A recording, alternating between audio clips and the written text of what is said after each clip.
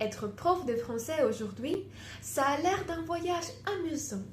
Il est plein d'émotions positives. Et pourtant, c'est assez fatigant. J'entre la salle en souriant, que le jour soit parfait. Mes élèves me disent bonjour. Le voyage qui s'appelle le français, c'est comme ça que se passe tous les jours. Tour Eiffel, croissant, Charles Perrault et Macron, des milliers d'expressions à apprendre. N'oublions pas la conjugaison, pas toujours facile à comprendre. Puis parlons de lecture. Bah attends, mais pourquoi il y a 3 lettres et juste un son? Et de lettres finales inutiles, on lit pas. Sans réponse et sans question. Être prof, c'est super, c'est hyper important. Écouter, soutenir, motiver, faire découvrir le monde, la culture et la langue, faire pousser l'amour et aimer. Mais français, ce n'est pas un cadeau. Mes élèves se mettent en colère. Et pourquoi il nous faut l'apprendre quand on peut juste parler anglais?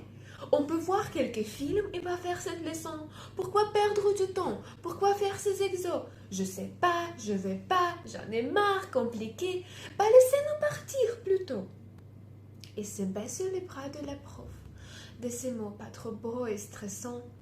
Quand on met l'âme dans nos travaux et on voit que c'est pas suffisant, ça fait mal dans nos âmes, dans nos cœurs, et ce sont que facteurs internes. Ces jours-là, il y a autant de forces majeures. Les missiles, les alertes, la guerre. Plusieurs nuits sans dormir, plusieurs jours en danger font oublier la vie insouciante. Les élèves et les profs, fatigués, épuisés, vivent la vie dans l'espoir et la crainte. Et quand tout est en train de se casser complètement, optimiste, je ne vois plus de sens. Quand je pense à quitter ou changer de travail, mes élèves, c'est ma renaissance. Madame, vous êtes triste? La donnez, un bonbon. Et moi, je peins votre portrait. Quand vous dites ça ira, on vous jure, ira bien. Comme leurs mots sont sincères et si vrais.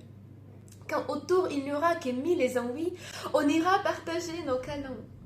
Être prof de français aujourd'hui, être changement dans leur vie signifiant.